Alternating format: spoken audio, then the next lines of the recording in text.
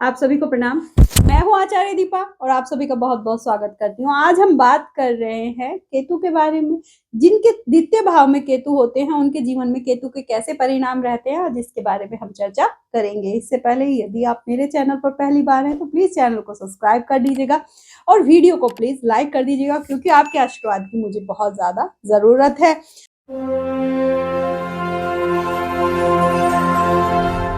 तो चलिए बात करते हैं द्वितीय भाव के केतु के बारे में। जो द्वितीय भाव होता है वो होता है आपके कुटुंब परिवार का, आपकी वाणी का, आपके टेस्ट का, आपके गहनों का, आपके धन का, या आपकी तिजोरी, इसे ये भी कह सकते हैं कि आपकी तिजोरी का। तो इस तरह यहाँ से द्वितीय भाव से इन चीजों को हम देखते हैं। केतु अगर द्वितीय हाउस में है तो उथल पुथल तो लाएंगे, ये तो पक्की बात है।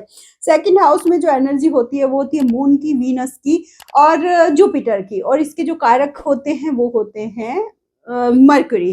तो एक तरह से देखा जाए तो ये लोग वीनस जो पत्नी के कारक है, पत्नी को तो क्योंकि जो केतु है वो वीनस को सपोर्ट करेंगे, तो पत्नी के जो कारक हैं वीनस, उस हिसाब से ये पत्नी को तो सपोर्ट करते हैं। लेकिन जो मून है माँ के कारक हैं, माँ के साथ रिश्ता इनका थोड़ा सा अनबन भरा इनका चलता रहता है। लेकिन ये स्थिति तब बनती है जब चंद्रमा तृक भाव में हो, यानी कि 6, 8, 12 में हो, तो ये स्थिति तब ज्यादा प्रबल हो जाती है।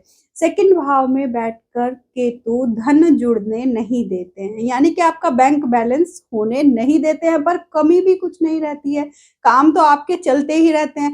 बोलने से पहले या तो बहुत ज्यादा सोचेंगे या बिल्कुल भी नहीं सोचेंगे, दोनों स्थिति आपकी हो जाती है। इसी वजह से इनके जो सोशल रिलेशन होते हैं, इनके फैमिली रिलेशन होते हैं, काफी इम्पैक्ट होते हैं, काफी इनका इफेक्ट होता है उस चीज में।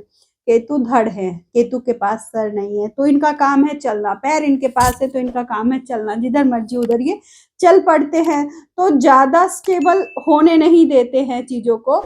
ट्रेवल से जुड़ा अगर ये काम कर ले तो इनके लिए काफी सुटेबल है, क्योंकि वो तो चलना है ना केतु का काम, तो उससे कर ले तो इनके लिए काफी सुटेबल रहेगा। बैठकर काम करना इन्हें ज्यादा नहीं भाएगा, उससे केतु इनकी एनर्जी को ड्रेन कर देंगे। अगर ये बैठकर काम करेंगे तो फिर ये मतलब ऐसे हो जाते हैं जैसे, मतलब मुझे तो बहुत ही, मेरे बॉडी में एनर्जी नहीं है, मुझे ऐसा महसूस हो रहा है, वैसा महसूस हो रहा है। हाँ, यदि ट्रैवल करते हैं तो फिर कोई परेशानी नहीं होगी।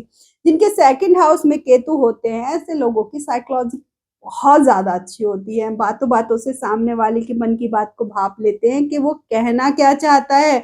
अगर चाहे तो अच्छे साइकियाट्रिस्ट भी बन सकते हैं। चलिए आगे बात करेंगे इसके बारे में। तो ये लोग अपने परिवार, जो इनका कुटुंब होता है, परिवार होता है, उनके दुख सुख में बढ़ चढ़ के हिस्सा लेते हैं, बहुत ज्यादा करते हैं।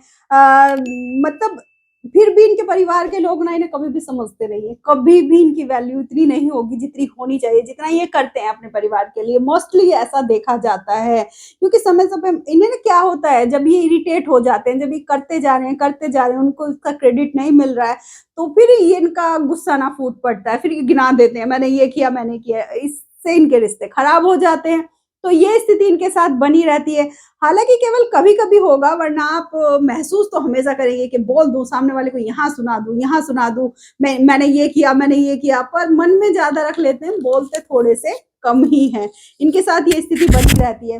आप हालात से, विपरीत परिस्थितियों से, सामने वाले व्यक्ति से बहुत जल्दी सामंजस्य बैठा लेते हैं, बहुत जल्दी। ये इनके अंदर बहुत मतलब अच्छा गुण होता है।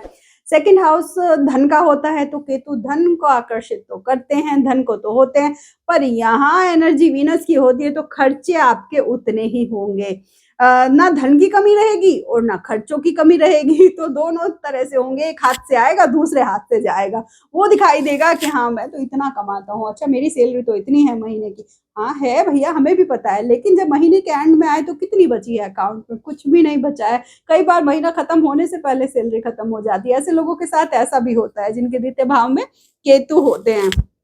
आपको जब जब महसूस होगा कि मैं खाली हाथ हूँ, अब मेरे पास कुछ नहीं रहा है, तो कहीं ना कहीं से आपके खर्चों के लिए आपके पास धन पर्याप्त मात्रा में आपको मिल जाएगा। कैसे न कैसे करके आपके काम नहीं रुकने वाले, काम आपके कुछ भी नहीं रुकेंगे, काम पूरे होंगे, खर्चों में कोई कमी नहीं रहेगी, लेकिन थोड़ी सी मतलब खर्चे ज्यादा होंगे। खुद के लिए मतलब अपने परिवार के लिए तो ऐसे लोग ना बहुत खर्चा करेंगे, बहुत ज़्यादा। एक तरह से परिवार के लिए ना एटीएम होते हैं ऐसे लोग। परिवार के ऊपर खूब पत्नी हो, फैमिली हो, बच्चे हों, सबके ऊपर खूब, लेकिन अपने लिए मुश्किल से ही कुछ कर पाएँगे। आपके ऊपर ये बात भी लागू होगी कि जैसा देश वैसा भेष। ऐसा क्यों?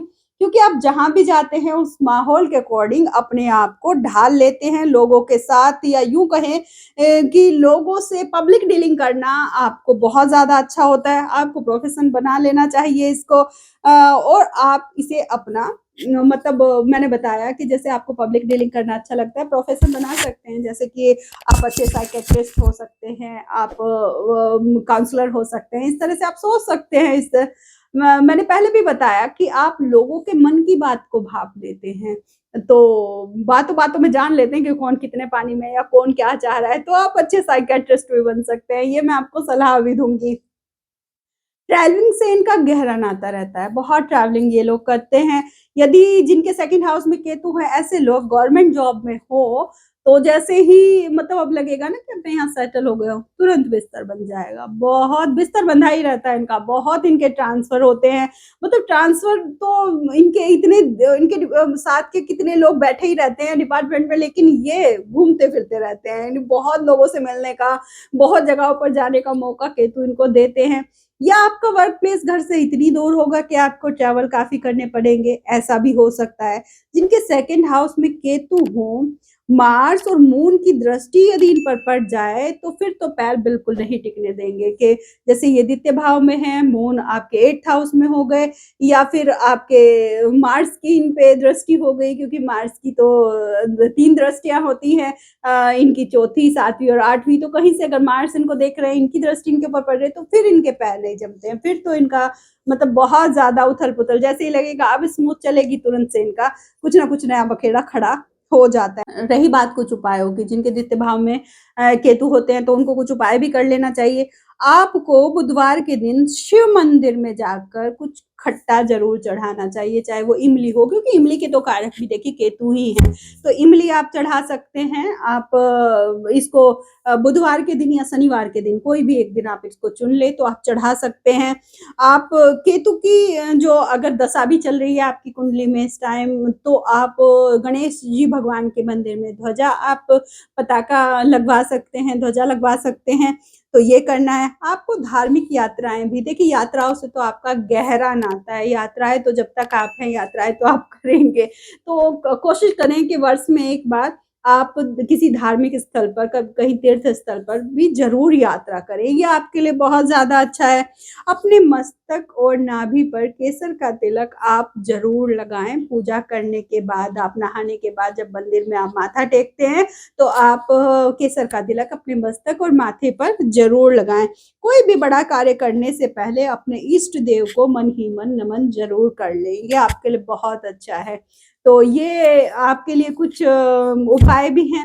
यदि आपको मेरा वीडियो अच्छा लगा हो, तो प्लीज़ वीडियो को लाइक कर दीजिएगा, चैनल को सब्सक्राइब कर दीजिएगा। हम फिर से मिलेंगे तृतीय भाव के साथ, तब तक के लिए धन्यवाद।